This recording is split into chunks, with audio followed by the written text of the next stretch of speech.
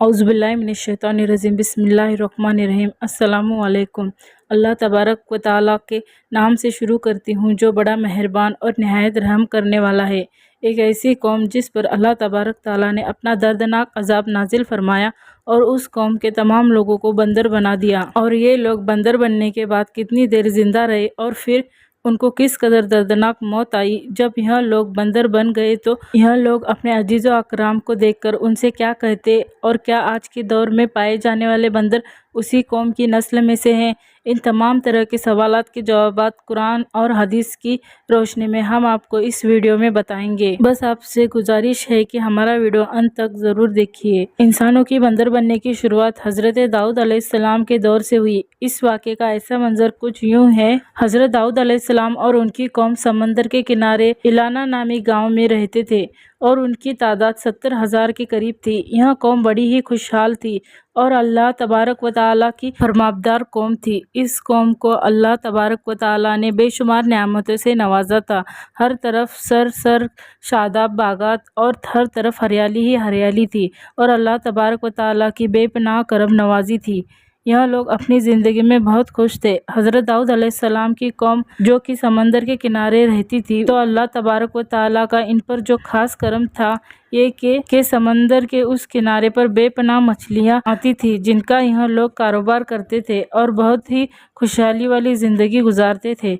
जब ये कौम अल्लाह तबारक व तआला की नेमतों से खुशहाल हो गई तो अल्लाह तबारक व तआला की नाफरमानी पर उतर आई और तरह तरह के गुनाहों के अंदर मुब्तला हो गई। और फिर अल्लाह तबारक व तआला ने इस कौम का इम्तिहान लेने का इरादा किया और हज़रत दाऊद अलैहिस्सलाम वही भेजी कि अपनी कौम से कह दे कि वो शनिचर के दिन यानी हफ्ते वाले दिन मछली का शिकार करना बंद कर दे। इस तरह अल्लाह तबारक व तआला ने हज़रत दाऊद अलैहिस्सलाम की कौम पर हफ्ते वाले दिन मछलियों का शिकार हराम फरमा दिया और फिर यहाँ से इस कौम की बर्बादी शुरू हुई। हज़रत दाऊद अलैहिस्सलाम ने अपनी कौम को बताया कि अल्लाह तबारक व तआला ने हफ्ते वाले दिन मछलियों के शिकार को हराम करार दे दिया है। तो वो लोग बहुत ही ज़्यादा परेशान हो गए और सारी कौम सर पकड़कर बैठ गई, क्योंकि हफ्ते का दिन ही वो दिन था जिसमें मछलियाँ वहाँ पर मिकदार में आती थी और खुद ब खुद किनारे पर आ जाती थी, और बाकी दिन ऐसे थे कि बहुत कम ना होने के बराबर मछलियाँ पकड़ी जाती थी। इस कौम का गुज़र बसर जो कि मछलियों के शिकार पर था, इस वजह से अल्लाह तबारक व तआला का हुक्म सुनकर यह कौम परेशान हो गई। ये नहीं जानते थे कि अल्लाह तबारक व तआला की तरफ से एक आजमाइश है। फिर एक दिन शैतान ने इनको वसवसा डाला कि समंदर में नालियाँ निकालकर खुशकी में बड़े बड़े हौज़ बना लिए जाएं। तब हफ्ते वाले दिन मछलियाँ आएंगी तो वो नालियों से होकर उन बड़े बड़े हौज़ में आ जाएंगी और फिर इस तरह उन नालियों का मुंह बंद कर दिया जाए और फिर अगले दिन यानी कि इतवार वाले दिन उनको पकड़ लिया जाए। शैतान इस कौम के लोगों को बरगलाया कि इस तरह हम हफ्ते वाले दिन शिकार से भी बच जाएंगे और मछलियां भी हाथ आ जाएंगी और वो भी पकड़ी जाएंगी। बहुत से लोगों को ये हिलाबाजी अच्छी लगी और उन्होंने ऐसा करना शुरू कर दिया और समंदर से छोटी छोटी नालियां निकालकर बड़े बड़े हौजों में डाल दिया, जिसके ज़रिए वहाँ पर मिकदार में मछलियाँ उन हौजों में दाखिल हो जाती।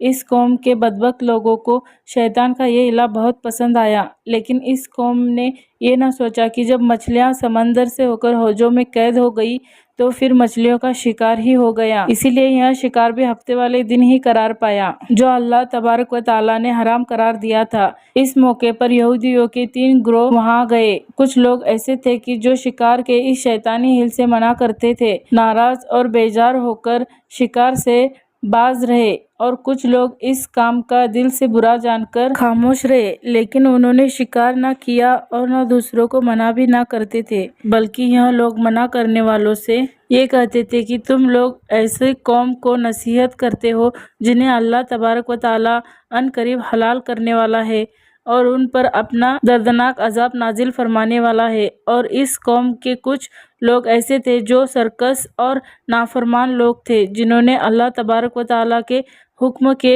ऐलान मुखालफत की और शैतान के हिलाबाजी को मानकर हफ्ते वाले दिन शिकार करने लगे। ये लोग अल्लाह तबारक व तआला की खुल्लम खुल्ला मुखालफत करते हैं और हफ्ते वाले दिन मछलियों का शिकार करके उनको खाया करते और बेचा करते।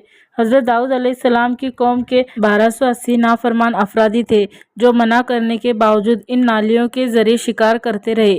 حضرت داؤد علیہ السلام نے ان 1200 نافرمانوں کو اللہ تبارک و تعالیٰ کی عذاب سے ڈرایا، وہ اللہ تبارک و تعالیٰ کی ان نافرمانیوں سے باز آ جائے، لیکن وہ لوگ باز نہ آئے اور کھلے عام شکار کرنے لگے۔ چنانچہ وہ لوگ جو اس بات کو برا جانتے تھے، ان لوگوں نے اپنے اور ان نافرمانوں کے بیچ میں ایک دیوار کھڑی کر دی، جس کی ایک طرف وہ 1200 نافرمان رہتے تھے اور دوسری طرف وہ لوگ تھے جو شکار سے باز رہے۔ حضرت داؤد علیہ السلام نے اپنی اس قوم کے نافرمانوں کو بہت بار سمجھایا، لیکن یہ لوگ اپنی نافرمانی سے باز نہ آئے اور اسی طرح سے اللہ تبارک و تعالیٰ کی نافرمانی کرتے رہے اور شکار کرتے رہے۔ پھر ایک دن حضرت داؤد علیہ السلام نے غضبناک ہو کر شکار کرنے والوں پر لعنت فرما دی۔ اس کا اثر یہ ہوا کہ ایک دن خطا کاروں میں سے کوئی بھی اپنے گھر سے باہر نہ نکلا۔ یہ منظر دیکھ کر کچھ لوگ ان کی دیواروں پر چڑھ گئے تاکہ معلوم ہو سکے کہ وہ لوگ کس حال میں ہیں۔ جب ان لوگوں نے ان نافرمانوں کو دیکھا تو وہ سب کے سب بندر کی صورت میں مسخ ہو چکے تھے۔ اللہ تبارک و تعالیٰ نے ان کی نافرمانی کی وجہ سے ان پر اپنا دردناک عذاب نازل فرمایا اور ان کو انسانوں سے بندر بنا دیا۔ جب لوگ ان مجرموں کا دروازہ کھول کر ان کے گھر میں داخل ہوئے تو وہ بندر اپنے رشتہ داروں کو پہچانتے تھے اور ان کے پاس آ کر ان کے کپڑوں کو سونگھتے تھے اور زاروں کی طرح روتے تھے، لیکن وہ بول نہ سکتے تھے۔ اللہ تبارک و تعالیٰ کے ان نافرمان بندر بن جانے والے لوگوں کی تعداد 12,000 تھی۔ ان 12,000 لوگوں نے اللہ تبارک و تعالیٰ کی نافرمانی کی اور اللہ تبارک و تعالیٰ نے ان لوگوں کو بندر بنا دیا۔ جس طرح اللہ تبارک و تعالیٰ سورہ بقرہ میں ارشاد فرماتا ہے، بے شک ضرور تمہیں معلوم ہے تم میں وہ جنہوں نے ہفتے میں سرکشی کی تو ہم نے ان سے فرمایا کہ ہو جاؤ بندر دھتکارے ہوئے۔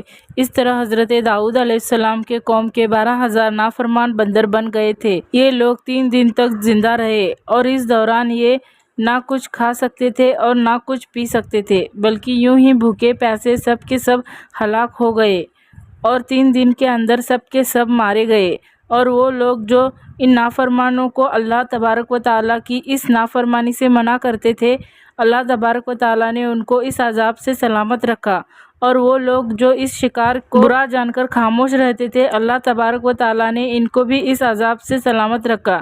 پھر ہم بات کرتے ہیں کہ آج کے دور کے بندروں میں سے کیا کوئی بندر ان کی نسل میں سے بھی موجود ہے، یا آج کے دور میں پائے جانے والے بندر انہی بندروں کی نسلوں میں سے ہیں؟ اس کا مطالبہ روایت میں آتا ہے کہ حضرت عبداللہ بن مسعود رضی اللہ تعالیٰ سے روایت ہے کہ حضور نبی کریم صلی اللہ تعالیٰ علیہ وسلم سے کسی نے سوال کیا کہ آج کے بندر کیا داؤد علیہ السلام کے قوم میں سے ہے؟